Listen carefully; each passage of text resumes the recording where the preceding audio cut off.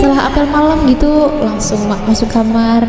Ya, nangis. Tapi Aduh, nggak bisa pulang nih. Homesick gitu ya. kapan IB Kapan IB? Kapan IB? Pasti pertanyaan yang ditunggu-tunggu itu kapan IB?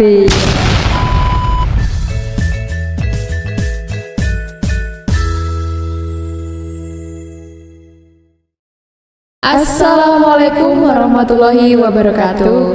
Halo Sobat Mitra Darat, Kembali lagi di Terminal Tipe A Tidar Magelang di Ngopi Ngobrol seputar transportasi. Bersama saya Rumput Amalia. dan saya Nisrina Rehana Kansa. Kami berdua alumni dari Politeknik Keselamatan Transportasi Jalan Tegal. Oke, pada pagi hari ini sudah ada 3 narasumber cantik-cantik nih. Boleh dong perkenalan diri dulu satu-satu. Perkenalkan, saya Lucky Aulia Afifi, alumni PTDI STTD. Halo, perkenalkan nama saya Fasya Aulia Sabrina. Saya alumni dari PIP Semarang. Halo, perkenalkan nama saya Faizura Adelia Rabifanti, alumni dari Politeknik Transportasi Darat Bali. Oke, selanjutnya pada hari ini kita mau ngobrolin nih seputar kakak-kakak cantik ini yang merupakan alumni dari sekolah kedinasan ya di bawah Kementerian Perhubungan, Terutama dari Matra Darat dan Matra Laut nih.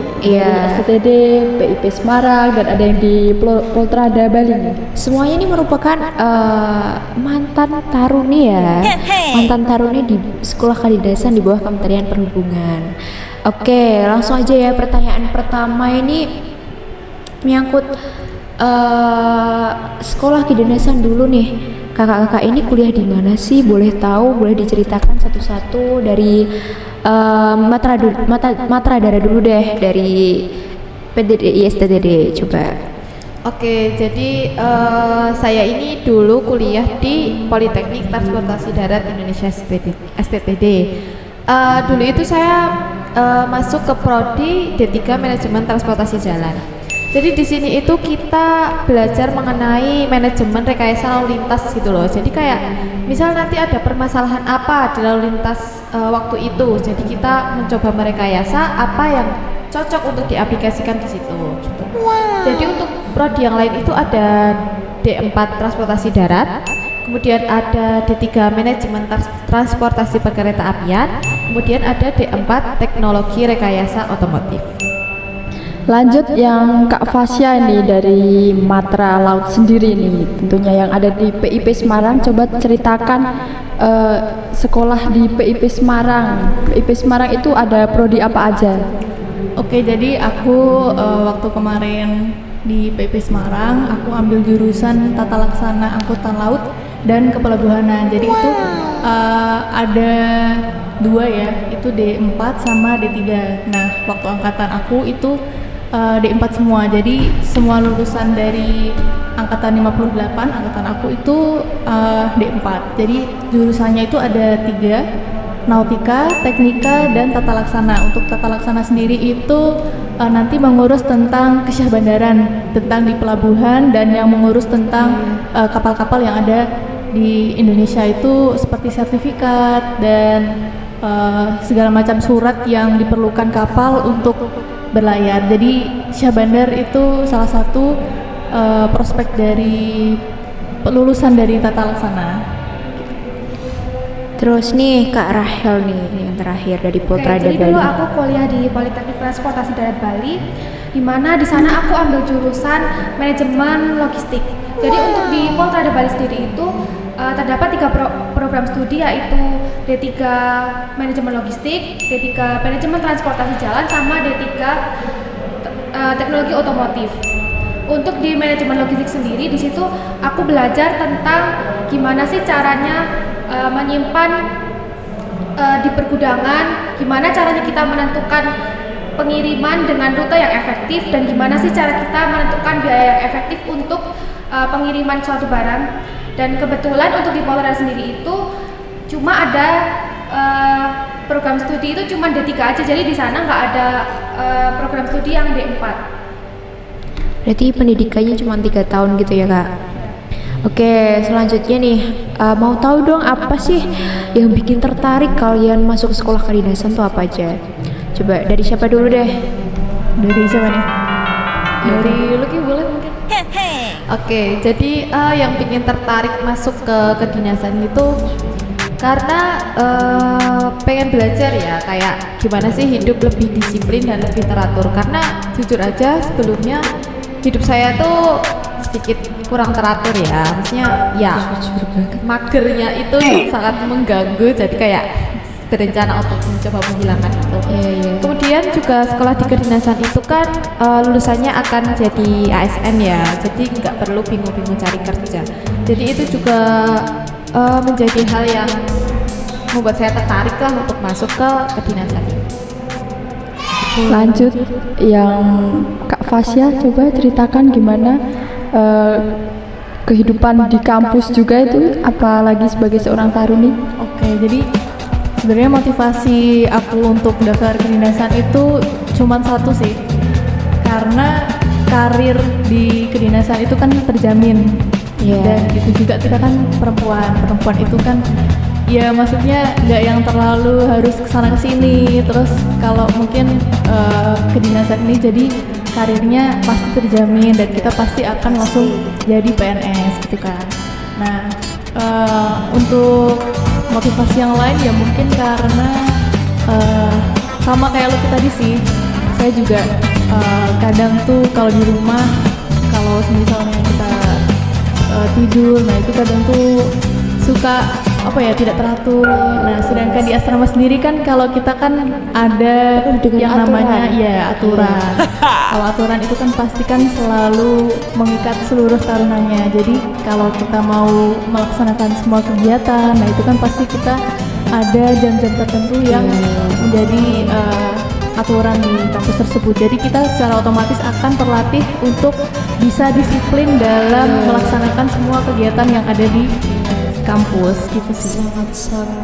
Sangat perfect sekali jawabannya. Yuk terakhir Kak Rahel nih. Oke, kalau aku awalnya sih jujur aja aku penasaran banget sih awalnya sama dunia transportasi, dimana di transportasi ini kan merupakan sektor penting buat kehidupan sehari-hari.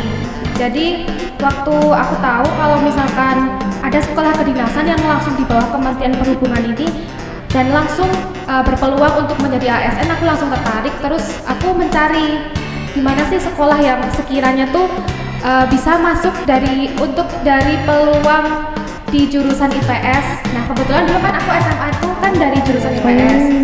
Jadi aku sebenarnya punya opsi dua, antara Polrada apa Poltek Trans SDP.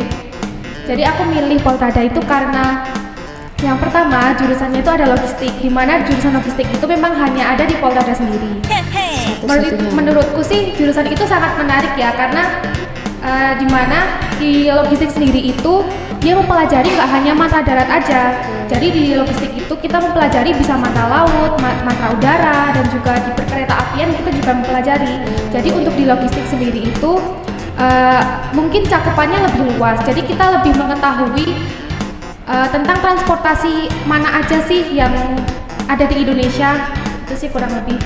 Terus selain itu sih kayak teman-teman tadi ya, sekolah kedinasan itu kan dikenal dengan sekolah yang ada kedisiplinannya, sehingga karakter kita bisa terbentuk di sana. Jadi aku pengen banget ngerasain lingkungan yang mana di situ aku bisa bikin berkembang yang bukan secara akademik aja, tapi tentang mental dan kepribadianku. Jadi untuk di kedinasan sendiri itu kan untuk waktu-waktunya kan udah diatur sendiri ya, dari bangun tidur sampai nanti kita apel malam dan juga istirahat malam. Jadi menurut aku untuk kuliah di kedinasan sendiri itu sangat worth it sih, karena kita juga bisa membentuk karakter diri sendiri kita menjadi lebih baik lagi ke depannya. Oke, lanjut ke pertanyaan selanjutnya, yaitu gimana sih kehidupan kalian, terutama nih taruni-taruni, kehidupan sehari-hari ada di kampus. Dulu itu kan kalian jadi taruni ya, udah jadi taruni itu boleh share dong Gimana sih dari bangun pagi terus sampai malam kegiatannya, terus apa aja yang bisa kalian dapetin selama jadi taruni, terus yang jadi perbedaan sebelum dan sesudah, apa ada perbedaan perlakuan antara kalian ya sebagai taruni, kan mesti di sekolah dinasan tuh ada tuh cowok-cowok taruna ya namanya. Nah itu tuh ada perlakuan perbedaan enggak?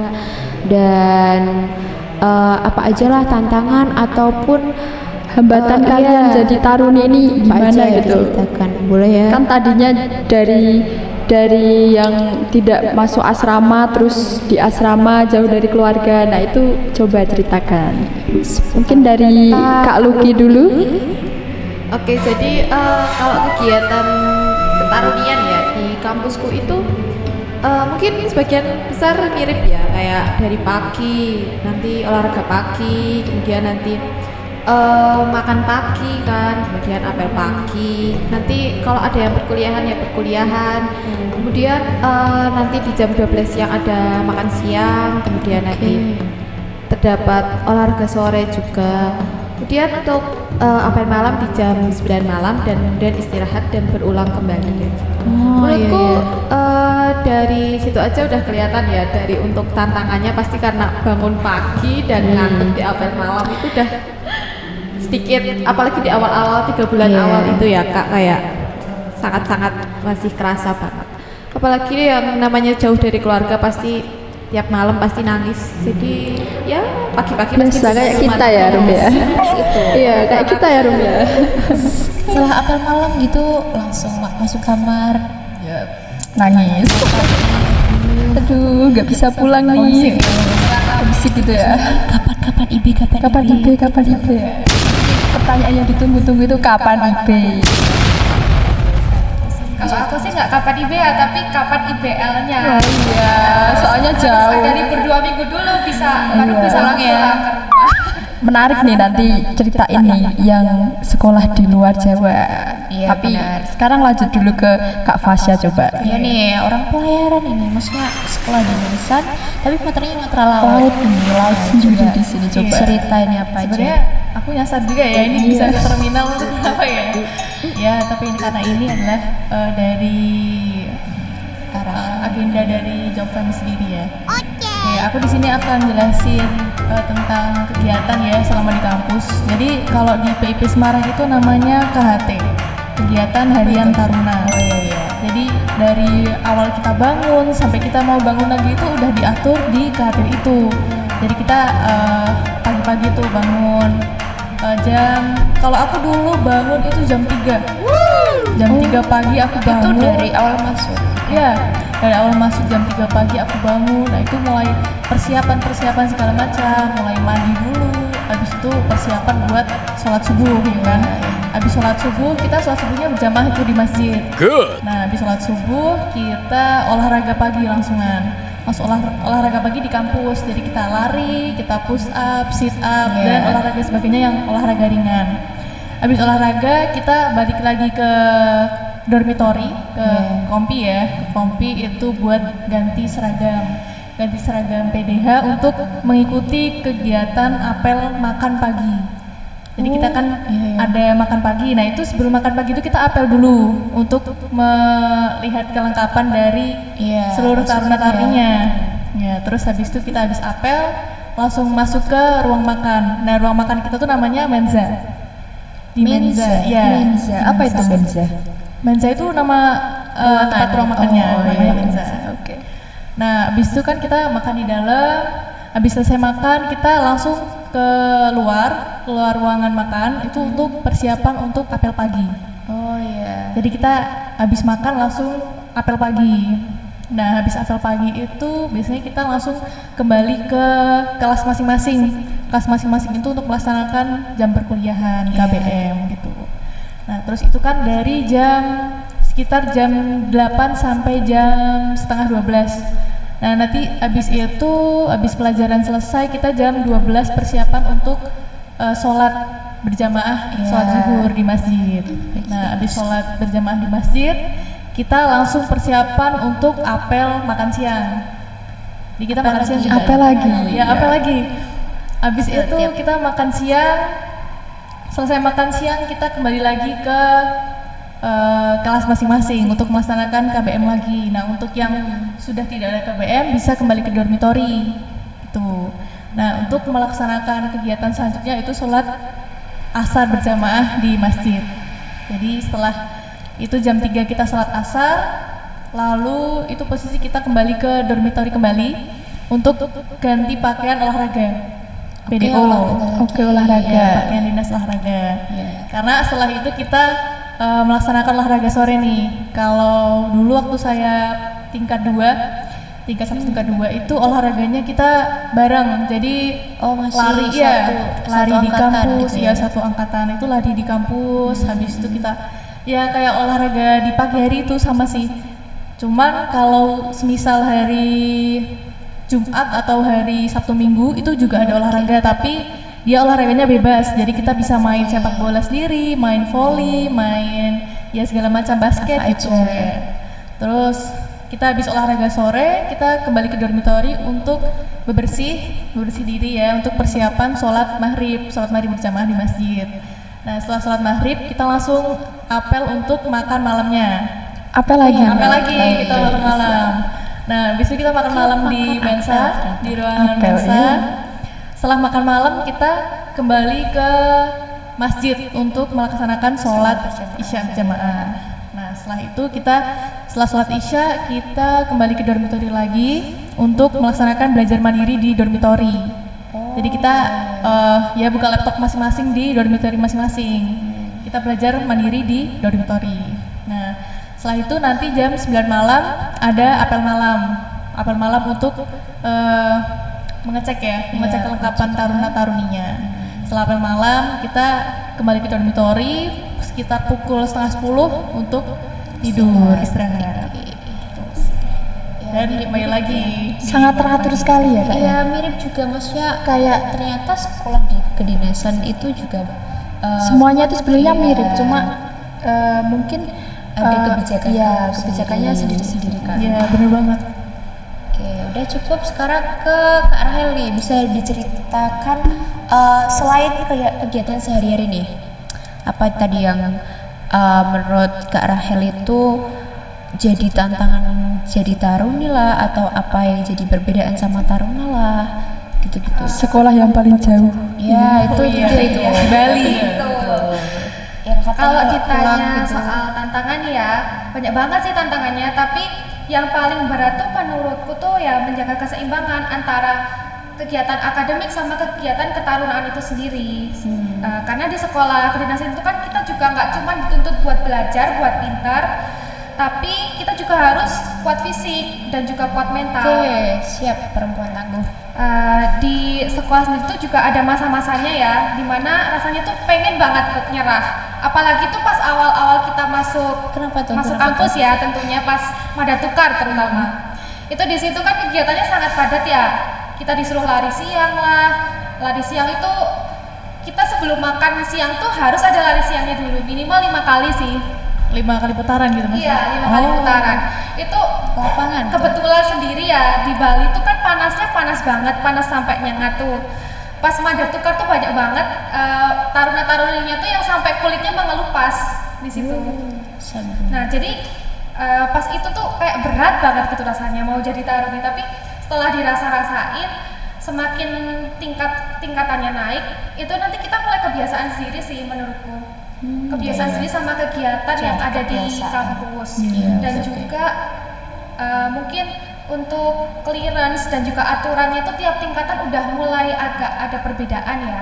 Jadi untuk yang tingkat 3 sendiri, untuk yang tingkat 2, tingkat 3 tuh mulai agak dibebasin gitu untuk dalam misalnya mengikuti olahraga.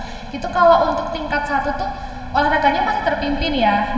Nanti untuk yang tingkat 2 dan tingkat 3 itu kita boleh melakukan olahraga mandiri kayak volley, basket. Ya, bebas kayak tadi Ya, gitu ya. jadi kegiatannya tuh lebih fleksibel. Jadi lama-lama tuh kita jadi nyaman gitu di asrama. Apalagi Enak sama ya gitu. teman-teman yang mana kita tiap hari bareng-bareng tuh kayak jadi rasanya tuh teman seperjuangan gitu lah. Apalagi dari berbagai wilayah di Indonesia, gitu Satu kan. visi satu misi. Iya. Istilahnya Dan kamu itu kebiasaan yang merantau. terus menerus tuh jadi kayak kita jadi semakin semakin dekat gitulah sama teman, apalagi teman satu kamar nih. Iya, betul. Ya kan? Jadi di kampus tuh tiap hari aku malah belajar banyak hal sih, kayak misalnya tanggung jawab, terus gimana kita bertahan di bawah tekanan. Nah, itu tuh merupakan pengalaman yang akhirnya bentuk aku jadi pribadi yang lebih tangguh lagi. Oke.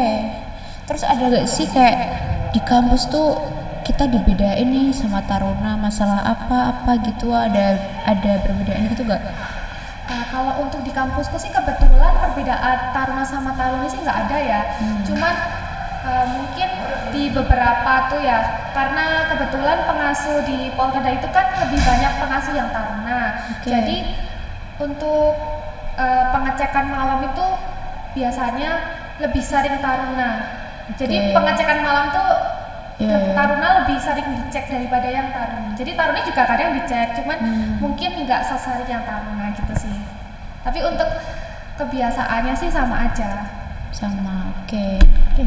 Lanjut nih Kak Res. Tadi seperti yang pengen kita tahu nih, kan Poltrada itu ada di Bali jauh. Kak Rasel sendiri asalnya dari Temanggung kan Kak. Lah itu gimana sih cara Kakak beradaptasi sekolah di jauh gitu? Mesti kan ada rasa kangen-kangen gitu sama orang tua gitu. Gimana coba ceritain? Soalnya dari kita kan sekolahnya ada di Jawa semua nih kebetulan ya Kak. Itu yang di Bali sendiri gimana coba?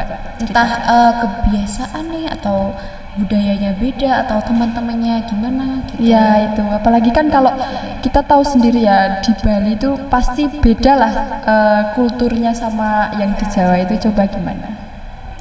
Oke, kalau dulu ya pas awal-awal tuh pas tukar terutama itu kan belum pelantikan nih, jadi kita belum menjadi taruna-taruni, masih menjadi calon taruna.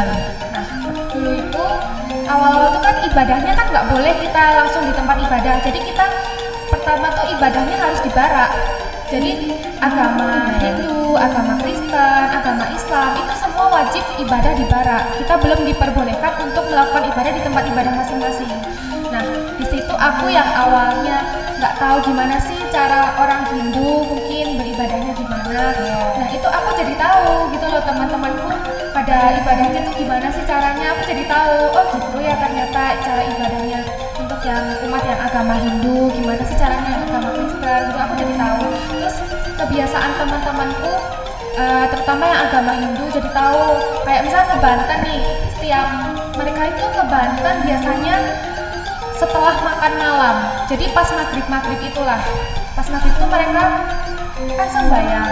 Kalau untuk di Polres sendiri itu kan sembahyang agama Hindu itu kan di di pura itu. Setelah mereka dari pura, mereka melakukan membanten itulah. Membantu kayak kita memberikan canang itu yang biasanya tempat sesajen itu. Canang itu diberikan di depan ruang makan, terus di depan asrama. Nah, itu karena hal itu aku jadi tahu nih caranya ngebantu tuh gimana sih. Terus misalkan ada hari raya, nah untuk hari raya di Bali itu kan banyak ya. Nah aku jadi tahu hari rayanya itu ada apa aja, dan itu banyak banget sih jujur. Kayak ada Kuningan, ada Galungan, ada Saraswati, gitu-gitulah. Nah mereka itu setiap hari raya mereka biasanya bawa buah-buahan gitu loh. Nah kalau misalkan yang hari raya yang biasanya dirayain di kampus itu biasanya pas Saraswati. Jadi mereka melakukan ibadah itu di pura. Terus mereka tuh biasanya makan babi guling sih di sana yang khas. Jadi mereka makan babi guling di sana. Terus nanti selain itu juga banyak jajan-jajanan yang lain. Terus nanti kadang jajanan itu tuh aku dikasih sama temanku yang Hindu gitu loh. Jadi aku jadi ikut merasakan budaya Bali. Jadi aku lebih tahu budaya Bali itu gimana sih. Jadi karena teman-temanku sendiri juga banyak yang agamanya Hindu. Asal Bali yang kelamanya Hindu. Oke, berarti jadi taruna itu emang ada tantangannya. Cuman mereka ini kayak ya udah jadi kebiasaan, jadi ya udah let it flow gitu. Oke.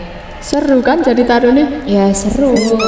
Seru sih, seru. Mereka seru ya. Kita juga dulu merasakan seru Kak. Iya seru. Punya banyak teman dari Sabang sampai Merauke. berbagai asal manapun. Tapi ngomong-ngomong nih Rum, kan nggak mungkin ya kalau monoton dari pagi sampai sore, siang, malam gitu. Ya, selain itu pasti ada dong kegiatan yang lain. Coba kita tanyakan aja ya. Narasumber Oh, kita. ada kegiatan selain kegiatan yang diatur sama kampus ya? Iya, boleh nih, boleh. Dikit-dikit gitu. Banyak sih sebenarnya kalau di sekolah aku di Politeknik Pelayaran Semarang ya. Itu seperti kegiatan ekstrakurikuler tuh. Nah, kita kan ekstrakurikulernya kan banyak kan. Ada drum band, ada pedang pora, terus ada basket sama olahraga yang lain nih, kayak futsal, sepak bola dan lain-lain. Nah, itu di BP Semarang sendiri tuh sebenarnya ada latihan rutin juga untuk ekskul tersebut. Jadi ada latihan drum band, ada latihan pedang pora, dan latihan olahraga yang lain. Jadi setiap hari pasti kita ada jadwal khusus untuk latihan ekstrakurikuler itu biasa dipakai waktu jam olahraga sore. Jadi nggak selalu Nggak monoton mengambil untuk jadwal olahraga ya? gitu loh. Nah, terus untuk kegiatan lainnya juga ada tuh kita kayak semisal organisasi bahasa Inggris, kita juga ada namanya English Club. Oh, English Club. Jadi semua anggota di English Club itu tuh pasti rutin juga untuk ke kelasnya itu untuk belajar bahasa Inggris, kayak sekedar kumpul bahasa Inggris. Nah, itu juga ada. Terus untuk kegiatan pendidikan yang lain ya mungkin ya, kayak semisal kalau di SMA tuh karya ilmiah. Nah, Nah, kalau di BP Semarang juga ada itu yang tentang belajar untuk membuat karya ilmiah juga ada. Terus untuk sharing-sharing juga ada. Dari kita ada organisasi namanya Demustar, Dewan Musyawarah Taruna. Nah, itu kita di situ sharing-sharing tentang pengalaman selama praktek. Terus kayak gimana nih caranya kita bisa menghadapi dunia kerja atau dalam seleksi wawancara oleh perusahaan pelayaran. Nah, itu kita di situ sharing-sharing Penampung cerita-cerita ya, wadah penampung. Nah, benar. Iya, Jadi kita taruna-taruni, dari oke. senior kita ke junior. Dari iya. ini tuh persembahan untuk senior dari persembahan untuk junior dari senior kita. Menarik. Oke kan.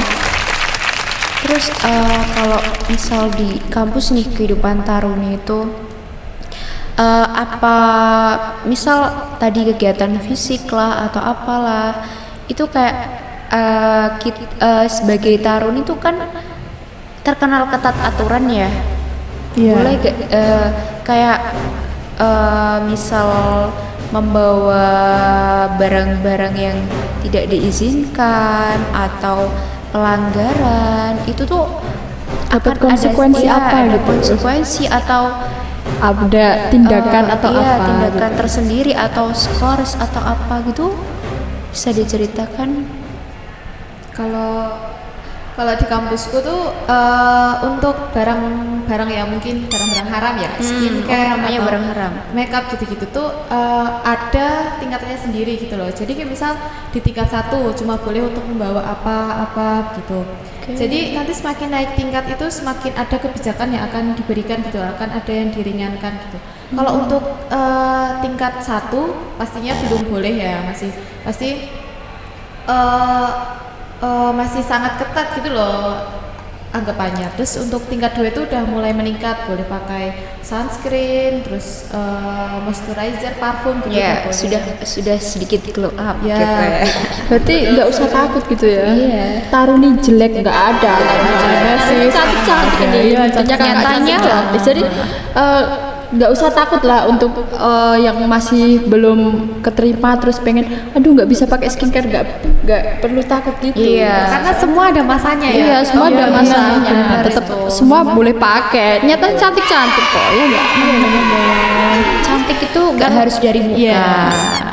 Karena mungkin kalau di tingkat pertama itu kan kita kan masih penyesuaian ya, masih penyesuaian dengan fisik. Istilahnya pengenalan dan penyesuaian. Iya, benar. Kalau dengan fisik kan kita harus fokus dulu nih ke fisik kita, ke mental benar kita. Kita bentuk dulu. Istilahnya biar- membentuk gitu kan. Iya, sih. benar. Membentuk fisik.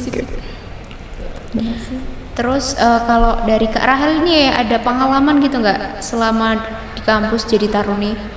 Pengalaman yang paling mengesankan gitu. pengalaman yang paling mengesankan Iya. ya. Ya, apa ini? Pasti nih pengalaman yang paling mengesankan tuh dihukum ya. Dihukum apa itu? Apa ini ya?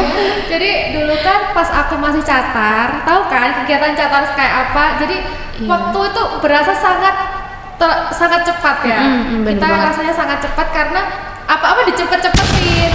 Dulu aku pernah nih pas mau makan pagi atau makan malam nih, aku ingat banget pas mau makan malam itu kan kita harus siap. Jadi makan malam itu untuk di Polda sendiri diatur jam 6 sore. Nah, makan jam 6 itu kita harus melakukan penghormatan bendera. Iya, Penghormatan bendera benar itu- banget tuh tiap 6 sore ya Iya, pokoknya. Iya, jam sama. 6 sore kita harus melakukan penghormatan bendera dulu sebelum melakukan makan malam. Pas aku catar itu kan makan malamnya masih di lapangan hijau ya, namanya lapangan rumput. Di luar gitu ya? Iya, makanya di luar. Itu per pelonton dibarisin, makanya di luar. Biar kursa lah. Dan nggak boleh ada nasi yang jatuh di situ. Nah, dulu aku diburu-buruin kan mau makan malam tuh. Akhirnya pas aku masih di asrama, itu kan pokoknya udah mau jam 6 tuh kakak-kakak senior ini pada nyamperin ke asrama. Nah, aku yang habis pakai sendal itu aku lupa ngembalin sendal. Jadi sendalnya itu nggak aku letakin pada tempat yang seharusnya. tempat seharusnya. Jadi kan ada tempat ruang sepatu dan ruang sendal tuh kan. Harusnya kan di situ. Tapi karena aku diburu-buruin, jadinya aku lupa. Sendalnya itu ketinggalan di depan pintu barak.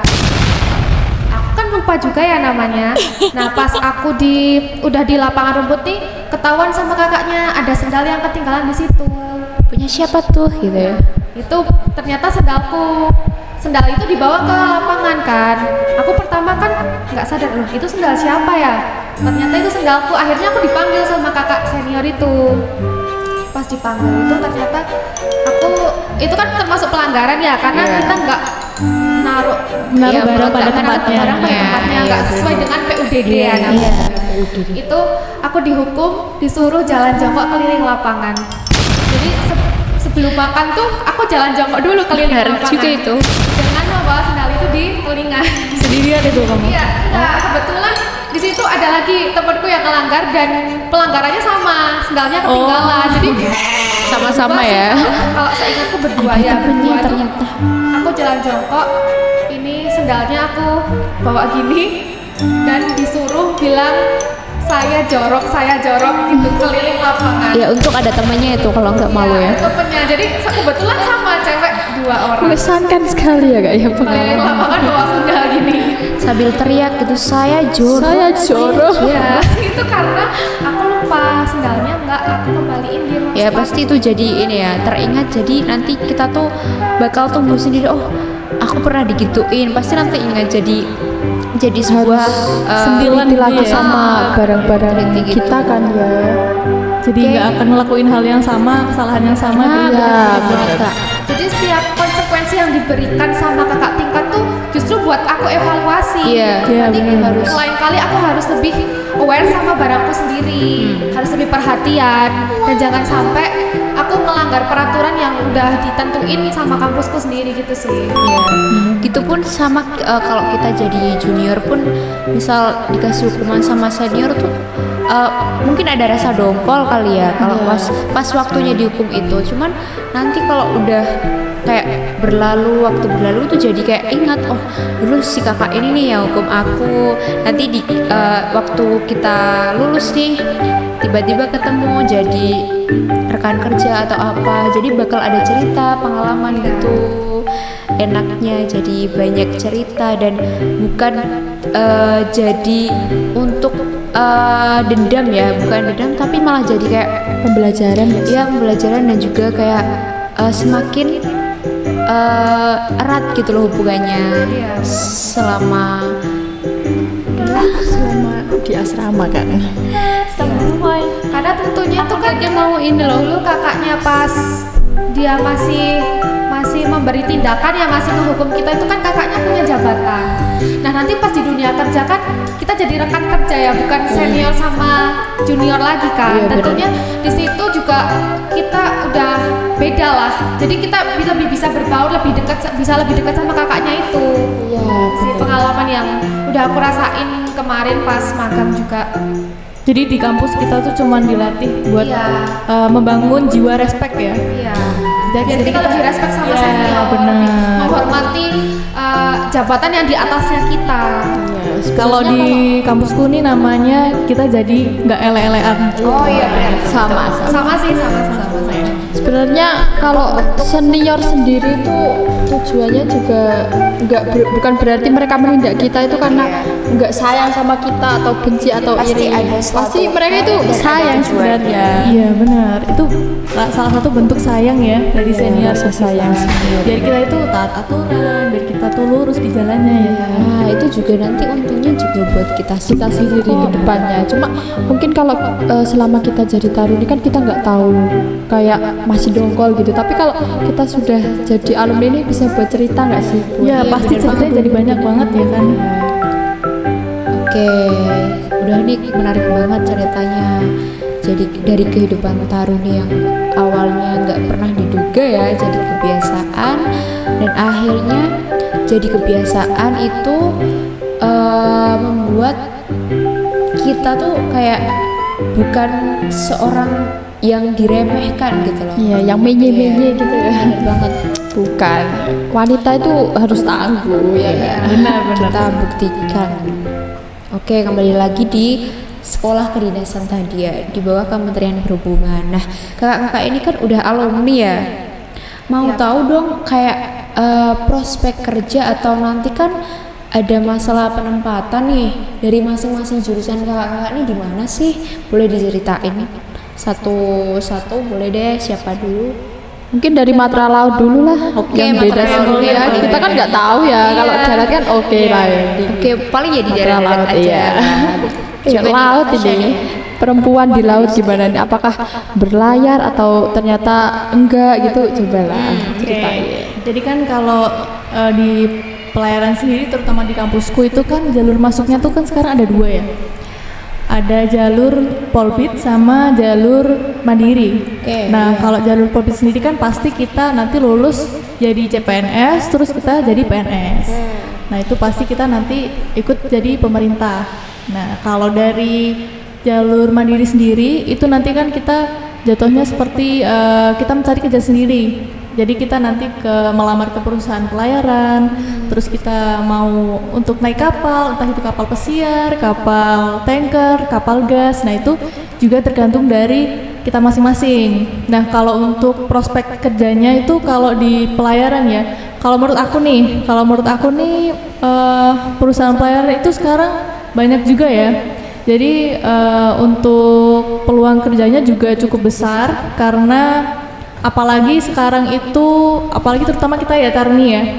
Taruni itu sekarang perusahaan pelayaran tuh banyak yang menerima nahkoda atau masinis dari Taruni gitu. Jadi sekarang untuk ya prospek kerjanya dari Taruni sendiri tuh ya lumayan sekarang untuk di perusahaan pelayaran. Nah, Apalagi sebagai perempuan gitu iya ya. benar. Nah, Udah terus lumayan. kalau di perusahaan pelayaran sendiri itu nanti biasanya kita ada yang agen-agen dari Indonesia yang itu mewakili perusahaan di luar negeri. Jadi itu nanti kapalnya ikut kapal yang di luar negeri. Jadi kita bisa full range going ya. Maksudnya kita berlayar ke luar negeri gitu. Bekerja sambil bermain Iya dan benar sih. berlibur.